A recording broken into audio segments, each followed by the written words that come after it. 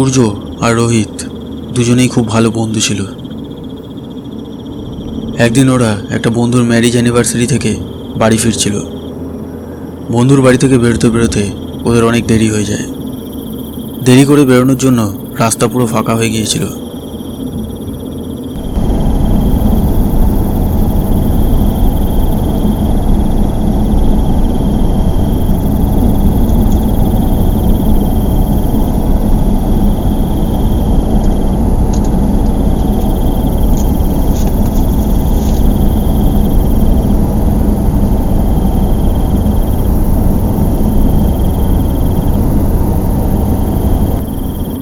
আরে সূর্য, গাড়িটা থামা তো। কেন, কি হয়েছে? গাড়িটা থামা, তারপর বলছি।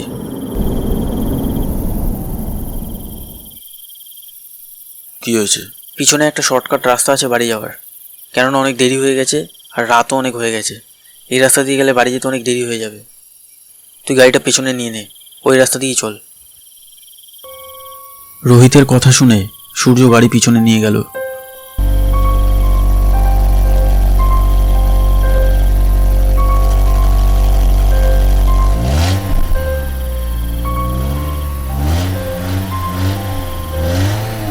সূর্য দেখল একটা কাঁচা রাস্তা বাঁদিকে ঘুরে গেছে।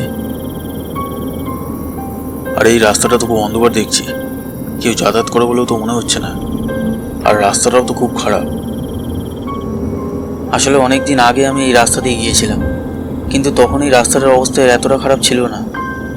এখন তো দেখছি এই রাস্তাটা পুরো জঙ্গল হয়ে গেছে। কিন্তু তুই চিন্তা করিস না, এই রাস্তা দিয়ে গেলে আমরা খুব তাড়াতাড়ি বাড়ি পৌঁছে যাবো। ওরা দুজন ওই অন্ধকার রাস্তা দিয়ে আরো ভিতরের দিকে যেতে লাগলো। গাড়ির আলো ছাড়া ওই রাস্তায় আর কোনো লাইট ছিল না।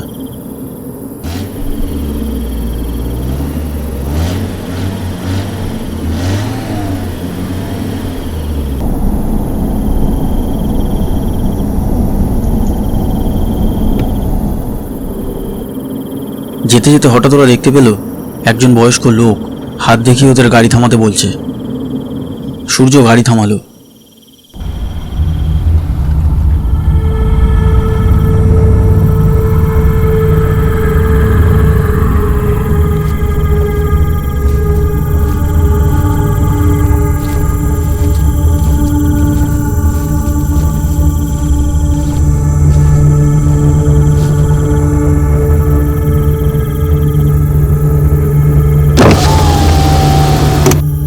আমার বউ খুব অসুস্থ, যদি ওকে তাড়াতাড়ি ডাক্তারের কাছে না নিয়ে যাওয়া হয় তাহলে ও মরে যাবে।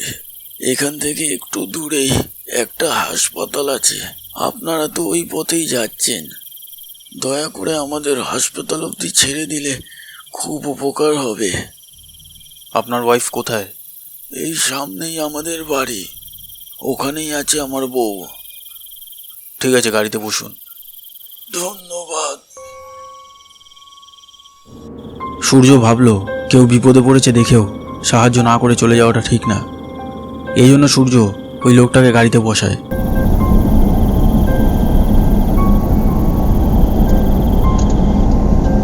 এটা হলো আমার বাড়ি।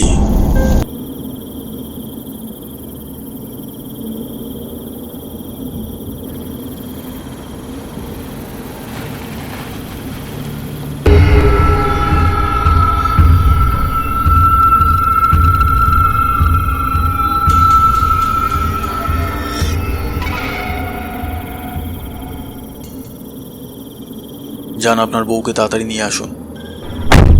যদি আপনাদের মধ্যে কেউ আমার সাথে আসতো খুব ভালো হতো। আমার বউ ঠিকভাবে হাঁটতে পারে না, কোলে তুলে নিয়ে আসতে হবে। যদি আপনাদের মধ্যে কেউ আসতো। ঠিক আছে, আমি যাচ্ছি আপনার সাথে।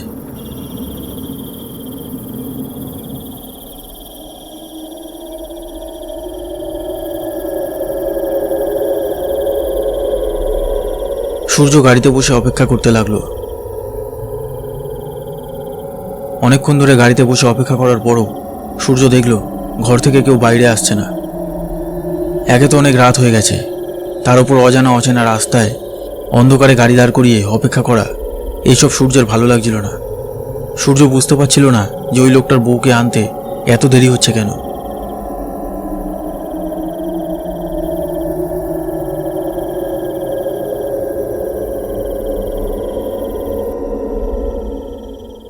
সূর্য আর অপেক্ষা করতে না পেরে গাড়ি থেকে নেমে বাড়ির ভিতরে গেল এটা দেখতে যে রোহিত আর ওই লোকটার এত দেরি হচ্ছে কেন।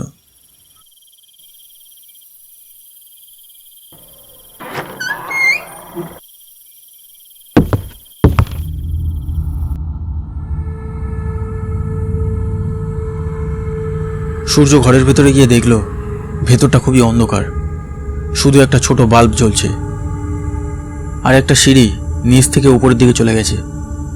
সূর্যর মনে হলো রোহিত আর ওই লোকটা বোধহয় উপরের দিকে গেছে, তাই সূর্য সিঁড়ি দিয়ে উপরের দিকে যেতে লাগলো।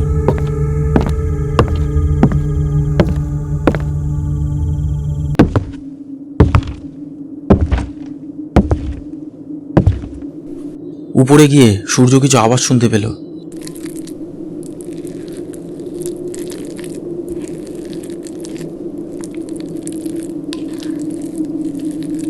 সূর্য দেখল টেবিলের পিছনে কার পা দেখা যাচ্ছিল। তারপর সূর্য যা দেখতে পেল সেটা খুবই ভয়ঙ্কর ছিল।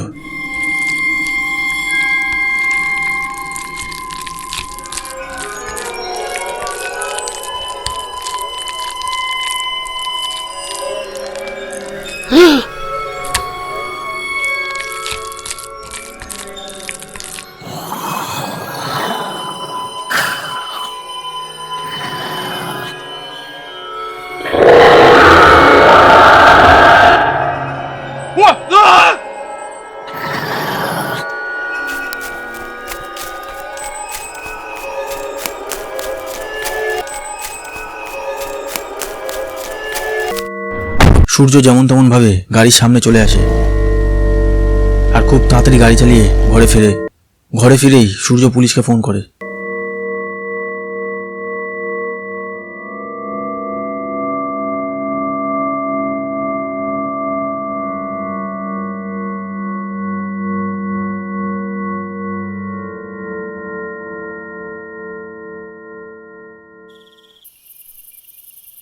ওই দিনের পর থেকে সূর্যর অন্ধকারকে খুব ভয় লাগতো। পরে পুলিশ জানায় যে ওই ঘরটা অনেক দিন ধরে ফাঁকা পড়েছিল। ওই ঘর থেকে রোহিতের মৃতদেহ ছাড়া আর কিছুই পাওয়া যায়নি।